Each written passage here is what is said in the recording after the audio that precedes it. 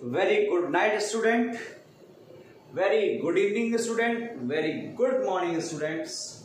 Good night इसलिए बोला क्योंकि यहाँ तो रात के 9:45 हो चुके हैं और हम स्टार्ट करने जा रहे हैं अपना lecture number 05 chapter solution. My dear students, on last lecture or previous lecture we have discussed about the concept of vapor pressure, how the vapor pressure is generated, and I have told you the maximum value of partial vapor pressure is called vapor pressure. Last lecture पर मैं आपको बता चुका हूं जो partial vapour pressure की maximum value होती है उसे हम जनरली वेपर प्रेशर कहते हैं. So now I am again going to explain it in very short time. So dear, the definition is pressure exerted by vapor form. So now look here, the pressure will be applied by vapor on surface of liquid. Now look here, the pressure exerted by vapor form on surface of liquid in condition of dynamic equilibrium. So the complete definition is pressure exerted by vapor form in the condition of dynamic equilibrium, which is very much over the surface of liquid in a closed container called vapor pressure. अब बात करते हैं, थोड़ा सा हिंदी में explain करें इसको कि आखिर है क्या. कोई भी लिक्विड है उसकी अपर सरफेस पर, किसकी बात करें, उसकी अपर सरफेस की. अगर कोई भी लिक्विड है और उसकी अपर सरफेस पर जो वेपर है वो प्रेशर अप्लाई करती है, लेकिन कंडीशन क्या है, डायनेमिक इक्विलिब्रियम की, तो उस प्रेशर को हम क्या कहते हैं, vapour pressure.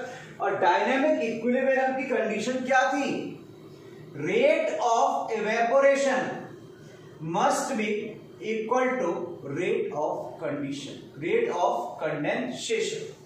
If the rate of evaporation, dear, it is equal to the rate of condensation, then it is called dynamic equilibrium. And students, the vapor pressure is always generated in case of dynamic equilibrium at upper surface of any liquid. Now next thing, if the liquid is going to be converted in gaseous state or in vapor form, then it is called evaporation. What is the basic meaning of evaporation?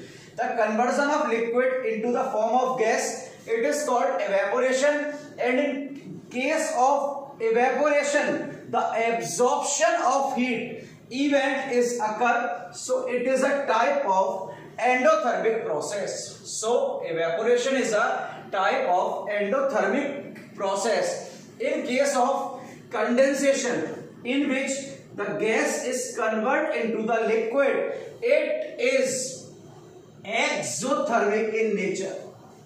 Endothermic क्या होगा, evaporation, और exothermic क्या होगा, condensation. So now we are moving on next portion which is very important. Suppose करो मैंने आपसे पूछा कि क्या वेपर प्रेशर टेम्परेचर पर डिपेंड करेगा, तो आप क्या बोलोगे. तो सुनना, यहां पर एक पॉइंट है जिसे आगे चल के ब्रीफ में एक्सप्लेन करूंगा. ट्रिपल स्टार मार्क कर रहा हूं. Vapour pressure depends only on temperature. It never depend on volume and size of container. Point क्या है, जो वेपर प्रेशर होगा आपका वो केवल और केवल किस पर डिपेंड करने वाला है? टेम्परेचर पर। सपोज करो मेरे पास एक बीकर है जिसमें 5 लीटर क्या है? कोई लिक्विड है। 5 लीटर कोई लिक्विड फिलअप किया है। अगर इसका वेपर प्रेशर क्या है? 5 atm है, और अगर मैं इसमें 2 लीटर H2O और डाल दूं, कितना डाल रहा हूं? 2 litre H2O।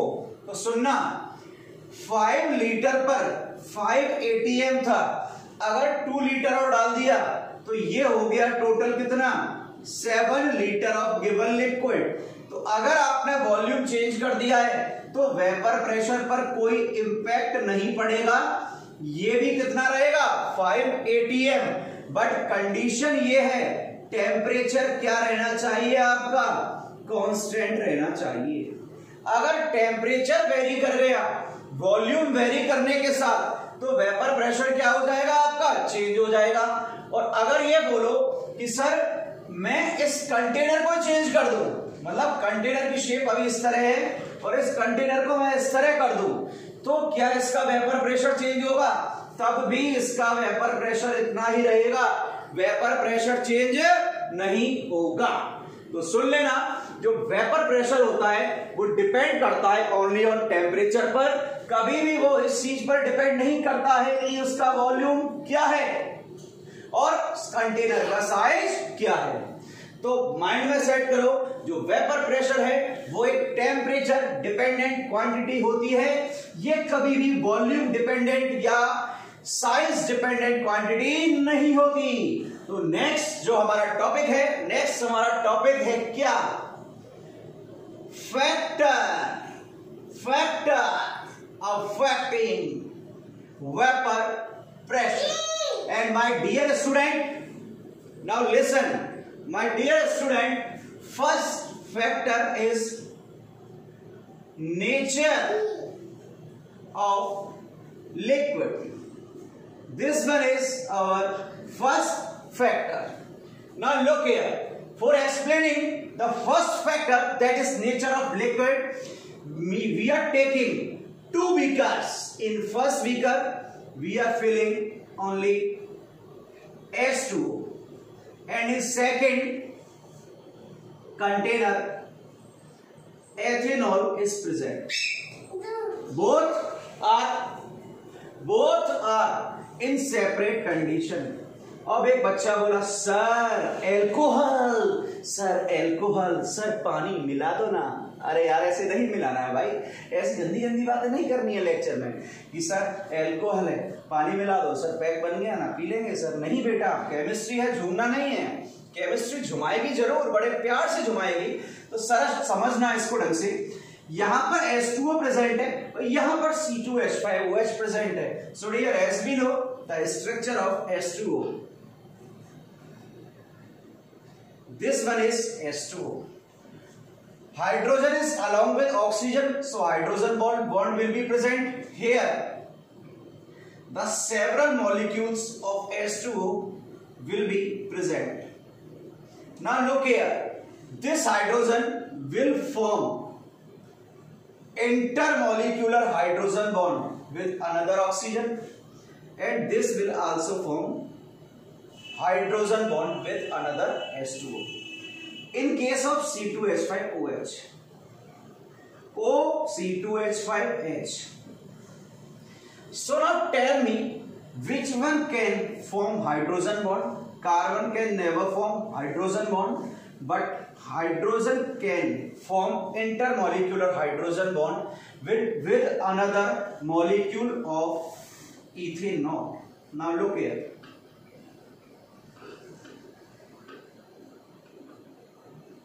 It is clear.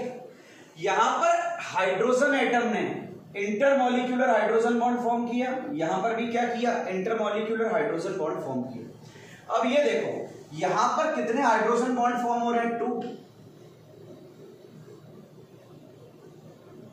और यहां पर बेटा जी आपके कितने हाइड्रोजन बॉन्ड फॉर्म हुए? 1। तो ये बताओ फोर्स ऑफ अट्रैक्शन कहां हाई होगा? तो सिंपल सी बात है, जहां हाइड्रोजन बॉन्ड ज्यादा होंगे वहां फोर्स ऑफ अट्रैक्शन भी क्या होगा, ज्यादा। सो फोर्स ऑफ अट्रैक्शन का जो ऑर्डर है वो H2O में किससे ज्यादा है, C2H5OH से ज्यादा। देख लो ब्लैक बोर्ड पर, यहां तक कोई दिक्कत हो तो बताएं, उसे एक्सप्लेन करेंगे। H2O में जो है वो फोर्स ऑफ अट्रैक्शन C2H5OH से क्या है, ज्यादा है।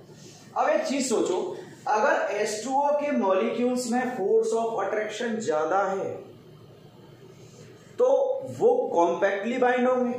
अगर कॉम्पैक्टली बाइंड है तो बॉन्ड इजीली ब्रेक नहीं हो पाएगा, और बॉन्ड इजीली ब्रेक नहीं होगा तो इवेपोरेशन भी नहीं होगा। मैंने क्या बोला आपसे, मैंने ये बोला कि H2O में हाइड्रोजन बॉन्ड के नंबर ज्यादा है। अगर हाइड्रोजन बॉन्ड ज्यादा है तो फोर्स ऑफ अट्रैक्शन ज्यादा होगा। अगर फोर्स ऑफ अट्रैक्शन ज्यादा है तो बॉन्ड इजीली क्या नहीं होगा, ब्रेक नहीं होगा। अगर बॉन्ड इजीली ब्रेक नहीं होगा तो वो इवेपोरेट नहीं होगा, और अगर इवेपोरेट इजीली नहीं होगा तो वेपर प्रेशर क्या होगा, लो। तो यहां पर ये लिख सकता हूं मैं, vapour pressure of H2O is lower than vapour pressure of C2H5OH। मैंने यहां तक लिख दिया। तो यहां से एक कंक्लूजन निकल के आता है, जो वेपर प्रेशर है वो इनवर्सली प्रोपोर्शनल होता है force of attraction in liquid. ये आपका कंक्लूजन निकल के आता है। मतलब अगर फोर्स ऑफ अट्रैक्शन ज्यादा होगा तो वेपर प्रेशर क्या होगा आपका, लो। तो फर्स्ट तो सिंपल है, ऐसे याद रखना। यहां से एक क्वेश्चन आपके मेंस के एग्जाम में आया हुआ है जिसे हम डिस्कस करने जा रहे हैं। क्वेश्चन सुनिएगा आराम से। टन टन टन टन टन टन टन। सर टन टन कब होगी, छुट्टी कब होगी, होगी बेटा, जरा लेक्चर को आगे बढ़ा लें फिर छुट्टी भी करेंगे। चलिए एग्जाम्पल है, क्वेश्चन था, एग्जाम्पल की फॉर्म में करा रहा हूं मैं आपको। इथेनॉल के बन था, ग्लाइकॉल के बन था और ग्लिसरॉल के बन था।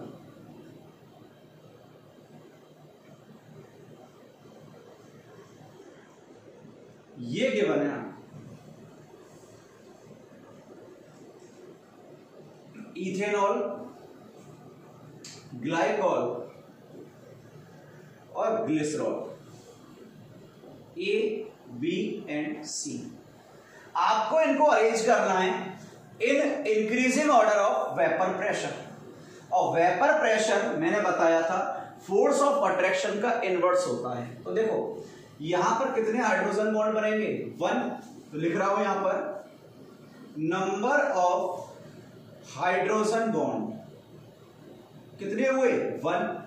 यहां पर कितने हो जाएंगे, 1 और 1 2, और यहां पर 1 2 और 3। तो फर्स्ट में तो ओनली सिंगल हाइड्रोजन बॉन्ड है, सेकंड में 2 है, थर्ड में 3 है। तो अगर हाइड्रोजन बॉन्ड ज्यादा है तो फोर्स ऑफ अट्रैक्शन का ऑर्डर क्या होगा, देखना। Force of attraction is equal, सबसे ज्यादा फोर्स कहां होगा, सी में। तो A is less than B is less than C। तो वेपर प्रेशर का इंक्रीजिंग ऑर्डर क्या हो जाएगा, अट्रैक्शन का reverse, C is less than B is less than A। और ये क्वेश्चन आपके JEE 015 में आया हुआ है। क्वेश्चन देख लें आराम से, बहुत इजी क्वेश्चन था, कोई टफ क्वेश्चन है नहीं है। तो क्वेश्चन में कोई गड़बड़ ना करें भाई, कृपया करके क्वेश्चन को अच्छे ढंग से अटेम्प्ट करें। सारे कॉन्सेप्ट बता रहा हूं, ऐसा कोई सा कॉन्सेप्ट नहीं है जो छोड़ रहा हूं। चैप्टर को पूरा डीप में ले जाके स्टडी कर रहे हैं, ऐसा नहीं है कि कोई टॉपिक आपको बीच में ही छोड़ा जा रहा है, ठीक है। अगला जो पार्ट है उसे भी समझें, अगला पार्ट भी आपका इजी है। अभी तक तो चैप्टर इजी है, आज चैप्टर जब हम आज टॉपिक जब ओवर करेंगे ना तो वो लास्ट में बहुत टिपिकल हो जाएगा। तो ढंग से आराम आराम से समझना, कोई जल्दबाजी नहीं है मुझे भी। नेक्स्ट जो टॉपिक है बेटा, नेक्स्ट टॉपिक है आपका classification of substances on the basis of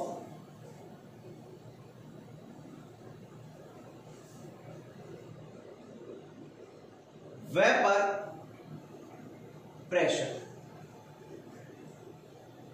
समझना, यहां पर दो टाइप के सब्सटेंस हैं, एक सब्सटेंस ए है और एक सब्सटेंस क्या है, बी। जो सब्सटेंस ए है इसका एक डेफिनेट क्या है, वेपर प्रेशर। सुन लेना, जो सब्सटेंस ए है उसका क्या है, एक डेफिनेट वेपर प्रेशर, मतलब इसकी टेंडेंसी है, टेंडेंसी टुवर्ड इवेपोरेशन। जबकि बी जो सब्सटेंस है इसकी टेंडेंसी ही नहीं है इवेपोरेट होने की, नो तो नॉट टेंडेंसी या नो टेंडेंसी टुवर्ड इवेपोरेशन। तो अगर किसी सब्सटेंस के पास इवेपोरेट होने की प्रॉपर्टी है, मतलब उसका वेपर प्रेशर डेफिनेट है, तो इसका मीनिंग क्या है, उसका वेपर प्रेशर जीरो के इक्वल तो होगा नहीं, सिंपल सी बात है। और अगर उसके इवेपोरेट होने की प्रॉपर्टी नहीं है भाई, जब वो वेपर फॉर्म में कन्वर्ट ही नहीं हो रहा तो वहां प्रेशर ही जनरेट नहीं होगा। तो इसका मतलब तो ये हुआ जो सब्सटेंस बी है उसका वेपर प्रेशर क्या हो गया, जीरो। तो जो सब्सटेंस ए है जिसका डेफिनेट वेपर प्रेशर है उसको हम बोलेंगे वॉलेटाइल सब्सटेंस, और अगर इवेपोरेट हो रहा है तो वो क्या होगा आपका नॉन वॉलेटाइल सब्सटेंस। दोबारा सुन लेना, अगर इवेपोरेशन प्रॉपरली हो रहा है तो क्या होगा, वो वॉलेटाइल, और अगर नहीं हो रहा है तो क्या होगा, वो नॉन वॉलेटाइल। तो इसका जो एग्जाम्पल है, सुन लेना, इसका एग्जाम्पल है, एग्जाम्पल लिख दे रहे हैं, इथेनॉल हो गया, बेंजीन हो गया, एटेक्स्ट्रा। कोई भी लिक्विड है वो ए का एग्जाम्पल होगा। तो यहां एग्जाम्पल जो होंगे वो होंगे प्योर सॉलिड, और प्योर सॉलिड में जैसे आपका हो गया ग्लूकोज और यूरिया, एटेक्स्ट्रा। तो देख लो, क्लासिफिकेशन था on the basis of vapour pressure, एक होगा वॉलेटाइल, एक होगा नॉन वॉलेटाइल। तो जो वॉलेटाइल है उसका वेपर प्रेशर जीरो नहीं होगा, इसका जीरो होगा। Ethanol, benzene, pure solid, glucose, urea, etcetera. Notes साथ साथ बनाते चलें जिससे बाद में आपको कोई प्रॉब्लम जनरेट ना हो।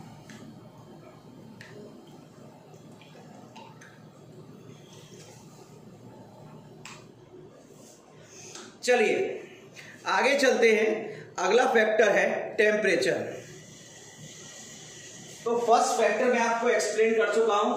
फर्स्ट आपका फैक्टर था नेचर ऑफ लिक्विड, जिसमें हमने डिस्कस किया फोर्स ऑफ अट्रैक्शन को। सेकंड फैक्टर है आपका टेम्परेचर। समझना, अगर मैंने टेम्परेचर को इंक्रीज किया तो जो आपके लिक्विड के मॉलिक्यूल्स हैं उन मॉलिक्यूल्स की काइनेटिक एनर्जी क्या होगी, इंक्रीज होगी, और काइनेटिक एनर्जी इंक्रीज होगी तो उनका फोर्स ऑफ अट्रैक्शन क्या होता जाएगा, डिक्रीज। भाई जितने ज्यादा काइनेटिक एनर्जी होगी वो उतनी फास्ट क्या करेंगे, कोलाइड करेंगे, टकराएंगे, तो फोर्स ऑफ अट्रैक्शन क्या होगा, डिक्रीज होता जाएगा। और अगर फोर्स ऑफ अट्रैक्शन डिक्रीज हो गया तो उस कंडीशन में वेपर प्रेशर क्या हो जाएगा, इंक्रीज। तो यहां लिख सकता हूं vapour pressure is directly proportional to kinetic energy and directly proportional to temperature. अब इसके लिए एक बहुत शानदार डेरिवेशन आती है, उस डेरिवेशन को ढंग से समझिएगा, और उस डेरिवेशन को हम कहते हैं क्लॉसियस कैप्रियन इक्वेशन। ऊपर डाल दे रहा हूं, नॉट इन बोर्ड, बोर्ड में तो नहीं है, बट एडवांस के पॉइंट ऑफ व्यू से बहुत ही ज्यादा इंपॉर्टेंट है। मैथमेटिक्स वाले बहुत अच्छे ढंग से समझे, क्योंकि यहां पर डेरिवेशन है इसकी बहुत अच्छी, तो इंटीग्रेशन डिफरेंशियल है D upon D T with respect to temperature natural log of vapour pressure, it is equal to delta H of vaporisation upon R T square. ये इक्वेशन है, इस इक्वेशन को नोट कर लें, फिर इसका हम डेरिवेशन करने जा रहे हैं। तो डेरिवेशन ढंग से समझना कि डेरिवेशन कैसे होगा। मैंने क्या किया, D L N VP vapour pressure, इसको तो एलएचएस पे ही रखा, तो delta H vaporisation upon R T square, और ये डी टी कहां चला गया आपका आर एच एस पर। अब मैंने इन दोनों का क्या कर दिया, इंटीग्रेशन, पर डेफिनेट इंटीग्रल नहीं है, इनडेफिनेट इंटीग्रल है, क्योंकि यहां पर लिमिट गिवन नहीं है। तो ये बताओ D L N B P ये आपको गिवन है, तो इसका इंटीग्रेशन तो आप सबको पता है क्या हो जाएगा, कांस्टेंट है एल एन बी पी। अब del H vaporisation upon R, ये तो क्या है आपके कांस्टेंट है, ये by change in heat of vaporisation और गैस कांस्टेंट, ये दोनों कांस्टेंट है। अब इंटीग्रेशन किसका करना है, dt अपॉन टी स्क्वायर। अब सोचो जरा dt अपॉन टी स्क्वायर का डेरिवेशन क्या होगा, आराम से सोचो, टी स्क्वायर ऊपर चला जाएगा टी की पावर माइनस एन, तो एक तो क्या लगेगा फॉर्मूला x की power n plus one upon n plus one वाला फॉर्मूला, मैं तो डायरेक्ट करा दे रहा हूं, यहां पर समझना आपको है। यहां से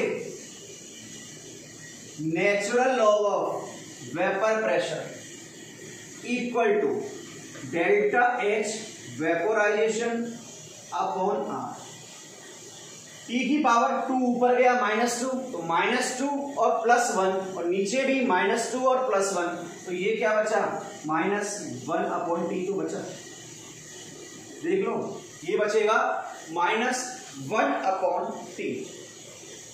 अब एक बात और, इनडेफिनेट इंटीग्रल है तो क्या आएगा यहां पर सी, तो आपका जो फॉर्मूला डिराइव करने पर आ रहा है वो देखना क्या है,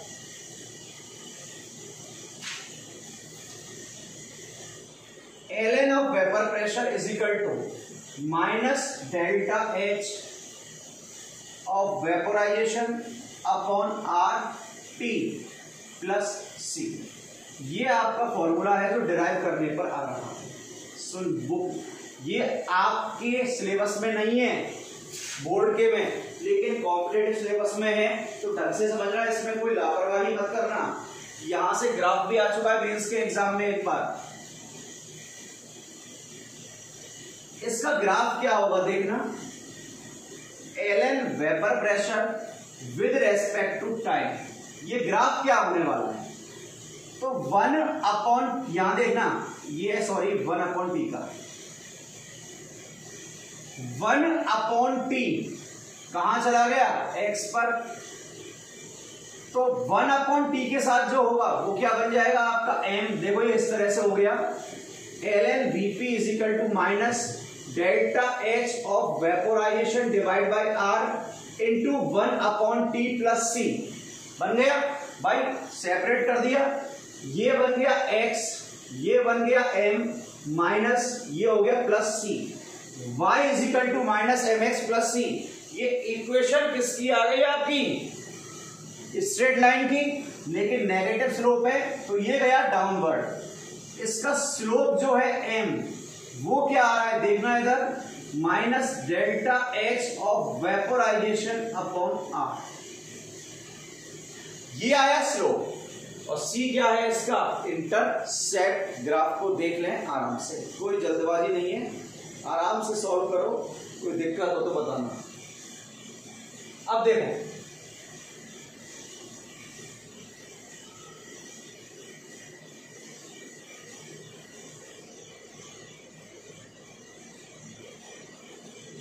इस इक्वेशन को हम डिराइव करते हैं आगे, वेपर प्रेशर को मैं डिनोट करूंगा किससे? P से। मैंने बोला T1 टेम्परेचर पर वेपर प्रेशर है P1 और T2 पे हो गया आपका क्या? P2। तो T1 के लिए लगाना ln, ये हो गया P1 is equal to minus delta H of vaporisation upon R, T की जगह T1 प्लस क्या हो गया? C। Next ln P2 is equal to minus delta H vaporisation R, T की जगह T2 प्लस C। देख लो किसी को दिक्कत हो। अब क्या करना है आपको?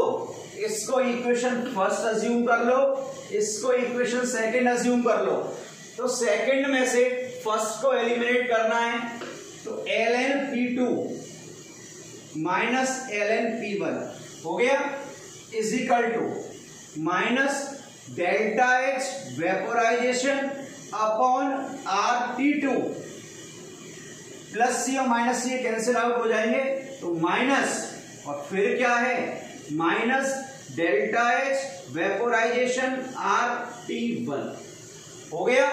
माइनस माइनस क्या हो गया? प्लस, तो minus delta H vaporisation upon R T2, minus minus हो गया plus delta H vaporisation R T1। अब लॉग में क्वांटिटीज माइनस में है तो आपको पता है ये क्या हो जाएंगे? Divide ln P2 upon ln P1। भाई ln m minus ln n वाला फॉर्मूला बन गया, log m minus log n is equal to log m upon log n। अब आप क्या कर सकते हो? यहां से delta H vaporisation upon R को क्या निकाल लिया आपने? कॉमन। इसके ऊपर लिख देना MTR, मुझे तो रटी लो, बहुत इंपॉर्टेंट फॉर्मूला है बेटा ये आपके लिए। अब चलते हैं आगे, ln P2 upon P1 it is equal to, यहां से कॉमन आया, minus delta H vaporisation upon R, ये कॉमन आ चुका है, ठीक है। अब मैंने ये अगर कॉमन निकाला, सपोज करो ये कॉमन निकाला, तो अंदर क्या जाएगा? 1 upon T1 minus 1 upon T2। अगर यहां पर अपन इक्विलिब्रियम कांस्टेंट रखते तो ln K2 अपॉन ln क्या हो जाता? K1। अगर Kp रखते तो Kp2 अपॉन क्या हो जाता? Kp1। अगर Ksp रखते, चाहे K रखो, चाहे P रखो, चाहे Ksp रखो, ये वाला पार्ट तो सेम रहेगा, सिर्फ यहां पर क्या हो जाएगा? K2 upon K1, Ksp upon क्या हो जाएगा? K1, Kp2 अपॉन क्या हो जाएगा? K1। इतना सा चेंज आएगा। तो फॉर्मूला बहुत इंपॉर्टेंट है ये वाला आपके लिए। अब आगे देखना, ln को हटाना है तो पहले ही बता चुका हूं, ln को एलिमिनेट करोगे तो 2.303 लगाओगे, multiply by log of base 10, it is P2 will be divided by P1 is equal to delta H of vaporization divided by R 1 upon P1 minus 1 upon क्या हो गया? P2। अब मुझे 2.303 एलिमिनेट करना है, तो कंप्लीट इक्वेशन को 2.303 से डिवाइड कर दो। इसको डिवाइड कर दिया तो log of base 10 P2 upon P1 is equal to delta H vaporisation upon 2.303 R। भाई डिवाइड किया तो ये नीचे गया, bracket 1 upon T1 minus 1 upon T2।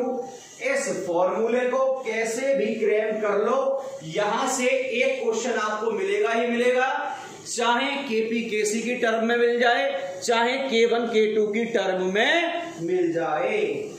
तो इस फॉर्मूले को आपको क्रैम करना ही करना है। इसके ऊपर लगा दे रहा हूं मैं क्या? Triple star. तो इसको देख लो, कोई दिक्कत हो तो आप मुझे बताओ। इसके बाद आगे बढ़ाने वाले लेक्चर को, तब तक पानी पी लेते हैं।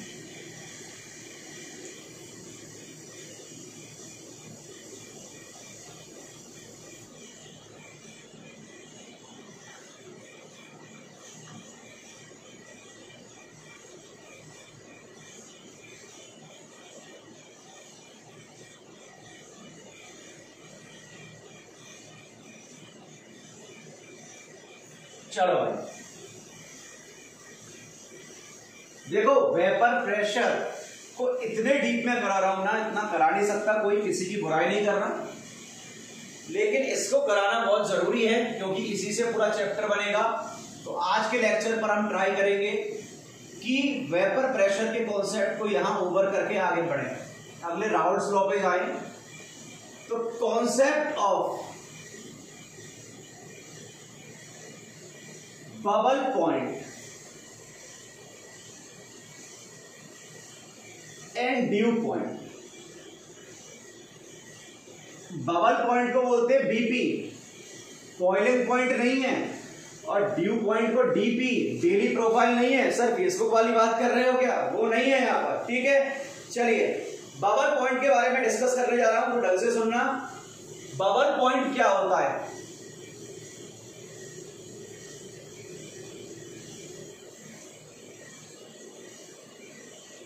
देखो अपने तरीके से समझाने की कोशिश करता हूं, समझ में आए, इजी कॉन्सेप्ट है।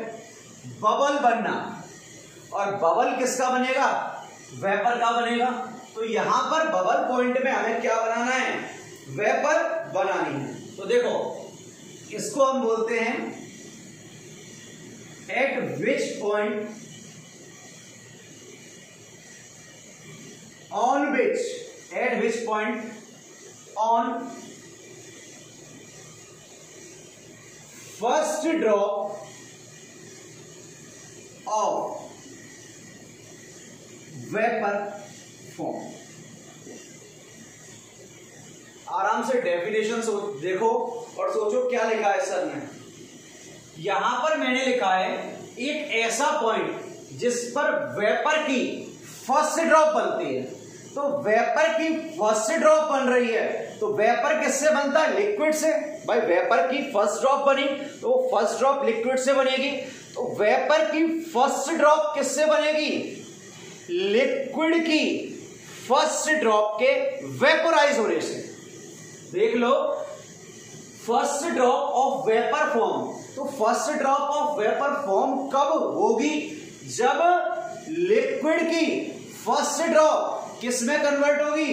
वेपर में कन्वर्ट होगी। तो यहां पर एक डेफिनेशन और है, और eight which point first drop of vapour, sorry of liquid vaporise,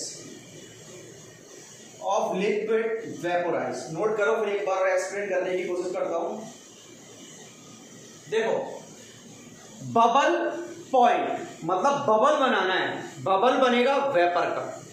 तो वेपर का जो फर्स्ट ड्रॉप बन रही है, मतलब वेपर का जो फर्स्ट बबल बन रहा है, उसी को बोलते हैं bubble point. Eight which point on first drop of vapour क्या होगी? फॉर्म। अब वेपर की फर्स्ट ड्रॉप कब फॉर्म होगी? जब लिक्विड की फर्स्ट ड्रॉप किसमें कन्वर्ट होगी? वेपर में। भाई अगर मैं ये बोलूं यहां पर पानी है और इसको कन्वर्ट करना है क्या? वेपर में। ये वेपर की, ये अब देखो बाहर निकलने वाली सोचो, ये वेपर की फर्स्ट ड्रॉप है, ठीक है। अब वेपर की फर्स्ट ड्रॉप कब बनेगी? जब लिक्विड की फर्स्ट ड्रॉप क्या होगी? एवेपोरेट होगी। और अगर मैं ये बोल दूं कि वेपर की जो लास्ट ड्रॉप है वो कंडेंस हो रही है, संघनित हो रही है, क्या बोला? वेपर की लास्ट ड्रॉप क्या हो रही है? कंडेंस हो रही है। इसका मतलब क्या होगा? सोचो, मैंने यहां बोला एक वेपर है,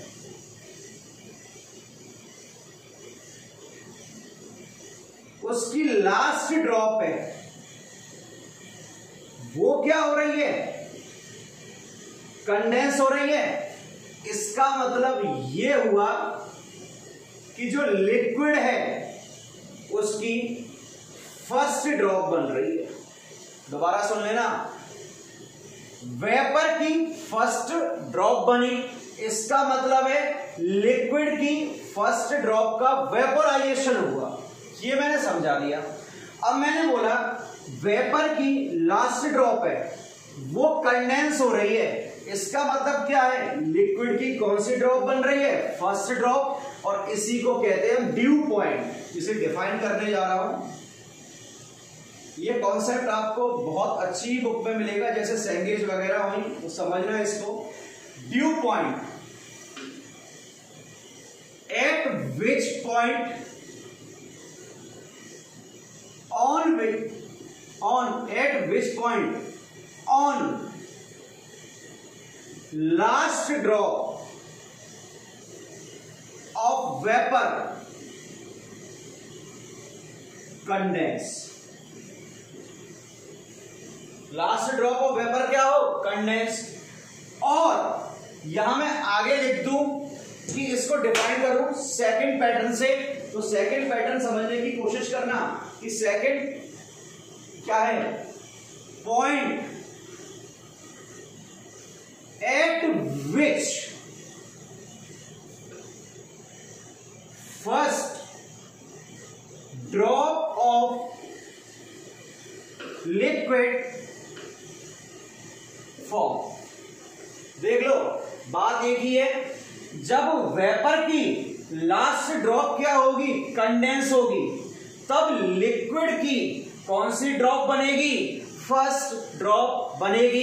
कॉन्सेप्ट इंपोर्टेंट है, न्यूमेरिकल आया है जेईई में, इसलिए करा रहा हूं। बोर्ड का टॉपिक नहीं है, टॉपिक अच्छे लेवल का है तो टाइम लगेगा समझने में, लेकिन कोशिश कर रहा हूं समझाने की।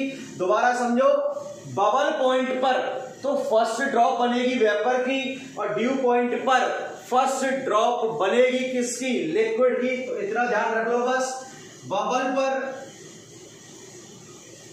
फर्स्ट ड्रॉप किसकी बनेगी, वेपर की, और ड्यू पर फर्स्ट ड्रॉप बनेगी किसकी, लिक्विड। नोट करो यहां तक, फिर आगे चलते हैं।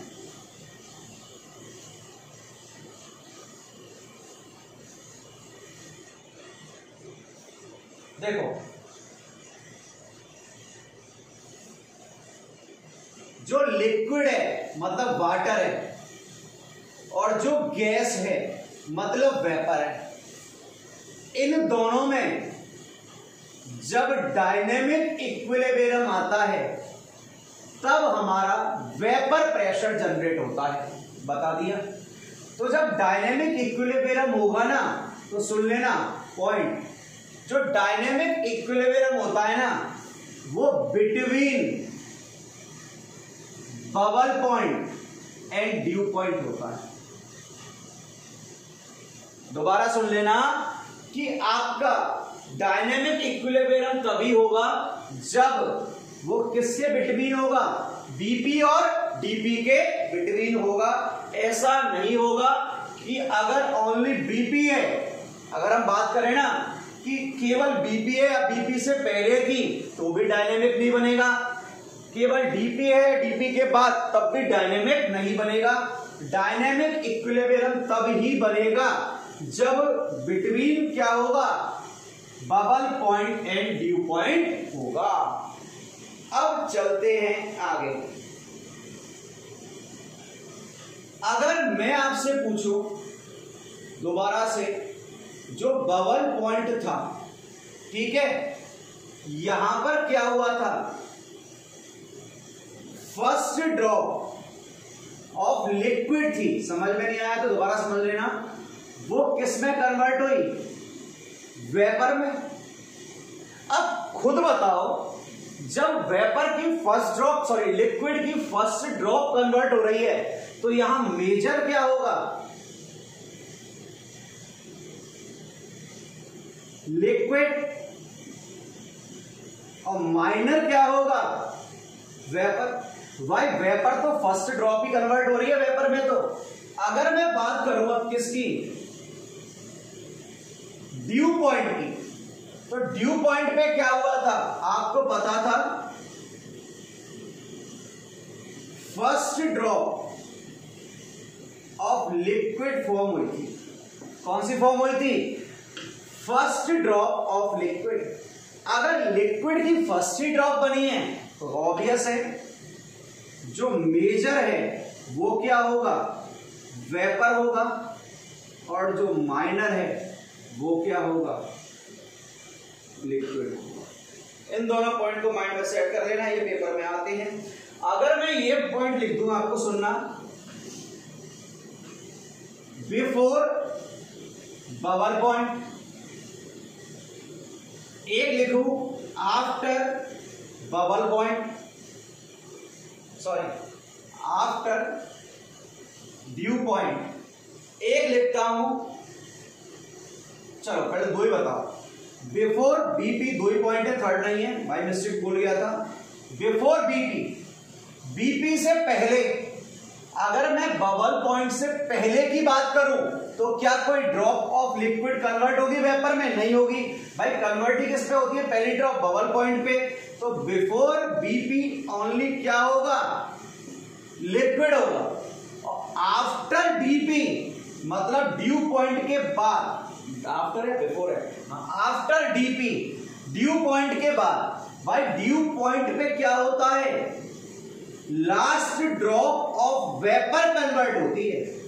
वेपर की क्या होगी, लास्ट ड्रॉप होगी। तो सुनना, यहां पर तो बिफोर बीपी ओनली क्या होगा, लिक्विड, और यहां पर ओनली क्या होगा आपका, वेपर। इन दोनों पॉइंट को और इन दोनों पॉइंट को वेरी इंपॉर्टेंट मार्क कर दो, सुन लेना। बिफोर बबल पॉइंट तो ओनली लिक्विड, और after dew point only vapour. Bubble point सुन लेना, बबल पॉइंट पर मेजर होगा लिक्विड क्योंकि फर्स्ट ड्रॉप है, और माइनर वेपर। जबकि ड्यू पॉइंट पर मेजर क्या होगा, वेपर, और माइनर क्या होगा, लिक्विड। बहुत अच्छे कॉन्सेप्ट चल रहे हैं, समझने की कोशिश करना। अब ऐसे समझ में नहीं आया तो मैं एक और पैटर्न है वहां लेके जाता हूं।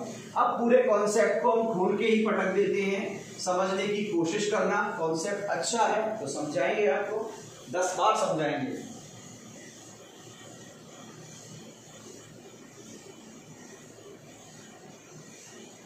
एक बीकर है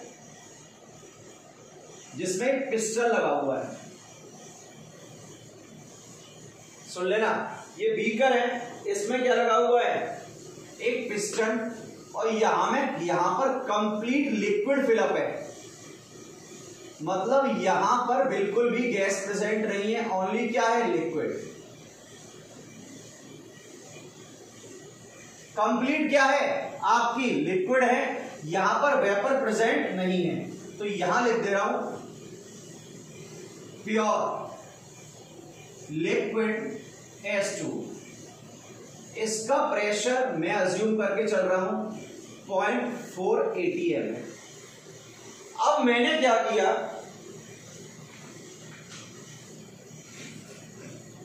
इस पिस्टन को रेस किया, मतलब एक्सपेंड कर रहा हूं, सुन लेना। इसको अब मैं एक्सपेंड कर रहा हूं। जब मैंने एक्सपेंड किया तो कुछ वॉल्यूम इंक्रीज होगा, भाई ये वॉल्यूम तो यहीं तक है, ये पिस्टन यहां पहुंच गया, और लिक्विड अब यहां पर है। मतलब अब लिक्विड के साथ साथ क्या आ चुकी है, गैस आ चुकी है, आ गई। तो यहां पर लिक्विड भी है और गैस भी है। मतलब लिक्विड और वेपर किस में है आपके, इक्विलिब्रियम में। और ये क्या आ गया आपका, वॉल्यूम V1। तो मैंने पहले बोला था, कंटेनर को आप चेंज करो या कुछ भी करो, प्रेशर पर कोई इंपैक्ट नहीं पड़ता है। अभी भी क्या है, लिक्विड और वेपर इक्विलिब्रियम में, तो प्रेशर तो क्या रहेगा 0.4, वॉल्यूम आ गया V1 is equal to N1 और R और T। टेम्परेचर तो क्या है, कांस्टेंट है, अगर वेरी करा है तो करा देना। प्रेशर अभी भी क्या होगा, वेपर वाला ही कितना 0.4, चेंज होगा नहीं, 0.4 V1 is equal to N1 और क्या हो गया RT। V1 अगर हुआ आपके पास तो R और T होगा, N1 क्या कर सकते हो, कैलकुलेट, तो फॉर्मूले से कैलकुलेट कर सकते हो। अब आपने क्या किया, पिस्टन को और रेस किया,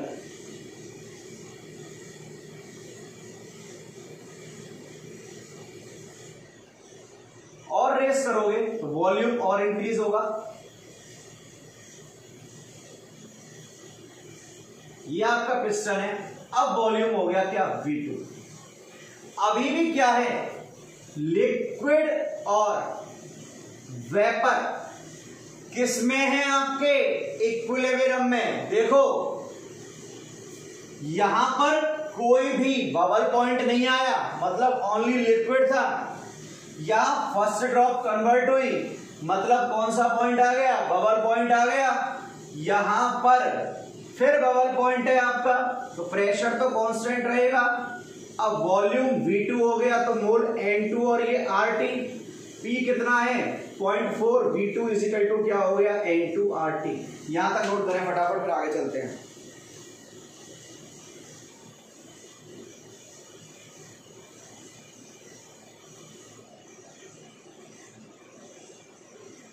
अभी भी यहां लिक्विड और वेपर किसमें, इक्विलिब्रियम में। नेक्स्ट 4, हमने और पिस्टन को रेस किया, तो देखना क्या होता है।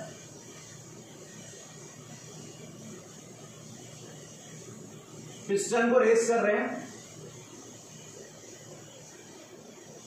जब पिस्टन को और रेस किया तो यहां पर ओनली सिंगल ड्रॉप रह गई। सुन लेना, यहां पर सिंगल ड्रॉप रह गई है किसकी, लिक्विड की, last drop of liquid.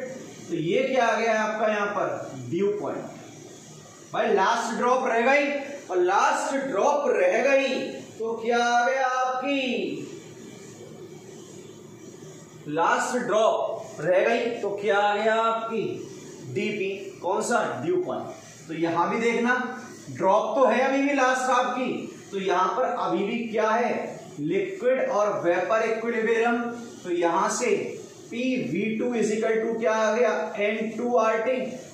Pressure अभी भी रहेगा क्योंकि लिक्विड और वेपर क्या है, इक्विलिब्रियम में। तो 0.4 V2 is equal to N2 RT।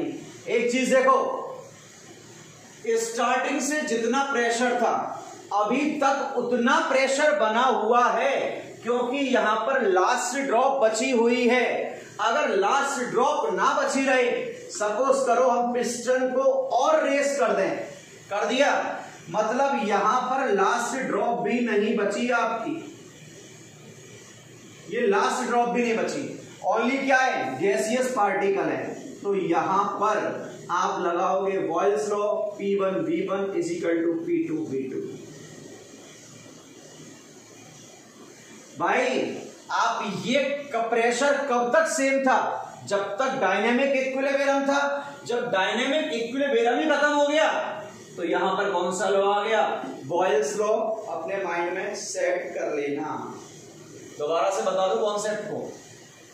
यहां पर कंप्लीट किया लिक्विड, यहां लिक्विड और वेपर दोनों, तो प्रेशर क्या रहेगा, कांस्टेंट। यहां भी लिक्विड वेपर दोनों है तो प्रेशर कांस्टेंट। यहां पर लास्ट ड्रॉप रह गई तो भी प्रेशर क्या है, कांस्टेंट। यहां पर ओनली क्या रह गई, वेपर, तो कौन सा लॉ आ गया आपका, बॉयल्स लॉ आ गया। डायग्राम नोट करें, इसके बाद हम न्यूमेरिकल देखेंगे, इसके अच्छे न्यूमेरिकल है भाई।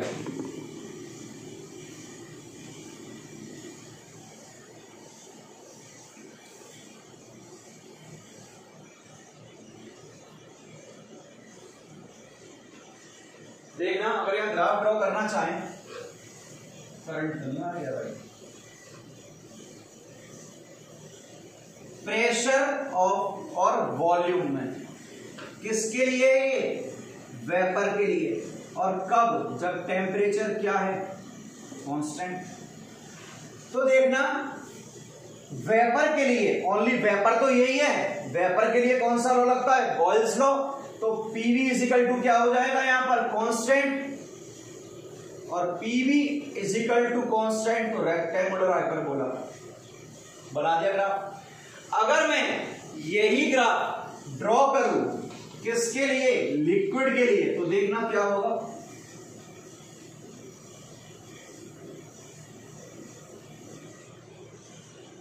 प्रेशर और वॉल्यूम। यहां तक देखो, प्रेशर क्या है, कांस्टेंट, किसके लिए, ये लिक्विड के लिए।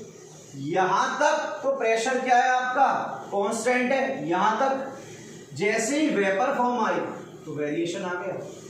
तो ये लिक्विड फॉर्म के लिए है, और ये किसके लिए है, वेपर फॉर्म के लिए।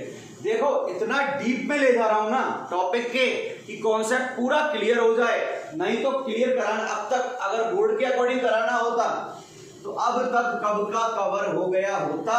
तो आगे चलते हैं, अब देखेंगे न्यूमेरिकल जो आए हुए हैं एग्जाम में। समझना भाई क्वेश्चन क्या कह रहा है।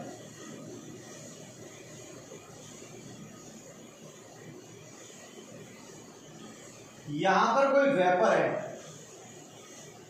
जिसका प्रेशर 700 क्या है, टॉर है। कितना टॉर है, 700 टॉर। वॉल्यूम कितना है इसका, 5 लीटर। तो अगर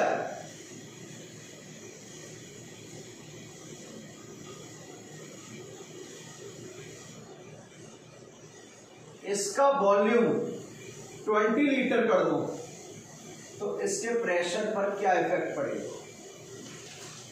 सुन लेना, यहां लिक्विड नहीं है, ओनली वेपर है।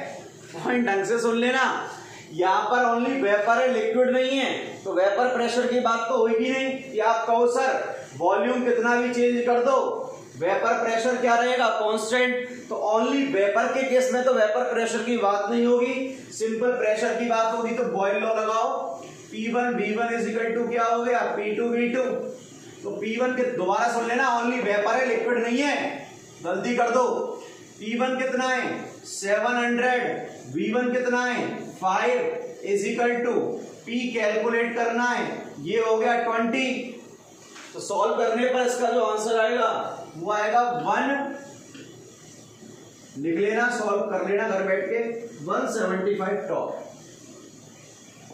अगर वेपर हो तो यही फॉर्मूला लगाएंगे। सेकंड है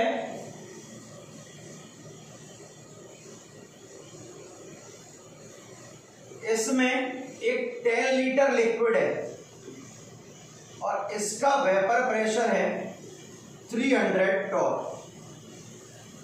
इसको उठा के दूसरे कंटेनर में डाल दिया जिसका वॉल्यूम है 5 लीटर। तो इसका वेपर प्रेशर क्या आएगा। तो देखो दिमाग मत लगाना आप सर कौन सा फॉर्मूला लगाएं, PV is equal to NRT, P1 V1 is equal to P2 V2। Liquid है और वेपर प्रेशर है, तो लिक्विड का वॉल्यूम 10 लीटर से चाहे 1000 लीटर चाहे लाख लीटर करोड़ अनंत कर दो, वेपर प्रेशर क्या रहता है, कांस्टेंट। तो यहां वेपर प्रेशर क्या रहेगा आपका, कांस्टेंट। मतलब यहां 300 टॉर है तो यहां भी कितना आएगा 300 टॉर। पहले वाले में ऐसा इसलिए नहीं हुआ, ओनली क्या था यहां पर, वेपर। लास्ट क्वेश्चन है जो आपके जेईई एग्जाम में आया हुआ है, जिसे देखने जा रहे हैं, ढंग से समझना, क्वेश्चन अच्छा है। अच्छे क्वेश्चन के साथ समापन करेंगे लेक्चर का। लेक्चर लेंदी हो गया आज का, कोई बात नहीं। N2 प्लस H2O है इसमें, लिक्विड और वेपर दोनों में, पहला क्वेश्चन है ऐसा, और जो जेईई में आया हुआ है। इसका वॉल्यूम है 15 लीटर, प्रेशर है टोटल 780 टॉर, टोटल है इसका। वेपर प्रेशर ऑफ H2O है इसका 50 टॉर है। तो प्रेशर अगर इसको दूसरे कंटेनर में शिफ्ट कर दिया जिसका वॉल्यूम है कितना 5 लीटर, तो इसका टोटल प्रेशर क्या पूछा है, इसका टोटल प्रेशर बताना है आपको क्या होगा। क्वेश्चन में देखो P टोटल है, ठीक है, तो मैं पहले P टोटल की बात करता हूं, समझना। P टोटल किसके इक्वल होगा, pressure of N2, vapour pressure of N2 और वेपर प्रेशर ऑफ क्या हो गया H2। प्रेशर ऑफ N2 कितना है यहां पर आपका देखना 15, तो सॉरी टोटल कितना गिवन है 780। N2 का गिवन नहीं है, H2O का गिवन है कितना 50। तो प्रेशर ऑफ N2 कितना आ गया 730 टॉप। अब ये सोचो, सर ने ये बताया था कि जो लिक्विड है, मतलब जो H2O का वेपर प्रेशर है, ये तो क्या रहेगा, कांस्टेंट। भाई वेपर प्रेशर का तो क्या रहेगा, लिक्विड का तो कांस्टेंट। अब चेंज किसका होगा, N2 का होगा। तो गैस के लिए ये क्या है, गैस, और गैस के लिए लगाते हैं बॉयल्स लॉ। तो बॉयल्स लॉ से प्रेशर निकालना, P1 V1 is equal to P2 V2। P1 कितना है 730, V1 कितना है 15 इज इक्वल टू P2, यही तो कैलकुलेट करना है, और V2 कितना है 5। तो जो P2 की वैल्यू है 5 या 15, सोल्व करने पर आएगा आपका 2190 टॉप। ये किसकी वैल्यू आ गई है, P2 की। देख लो, लिक्विड है, लिक्विड है, ये तो कांस्टेंट रहेगा। चेंज क्या होगा आपका, वेपर चेंज होगा। वेपर गैस के लिए बॉयल्स लॉ अप्लाई कर दिया, तो ये तो अभी भी कितना है 50। तो P total is equal to किसके हो जाएगा, pressure of H2O plus pressure of N2। H2O कितना है 50, N2 कितना निकाल लिया 2190, जोड़ना कितना आएगा 2240 आएगा, 2240 टॉप। क्वेश्चन देख लो, क्वेश्चन अच्छा था आपका। क्वेश्चन में कोई वो नहीं है क्वेश्चन बेकार हो, क्वेश्चन बहुत अच्छा है आपका। दोबारा समझा रहा हूं,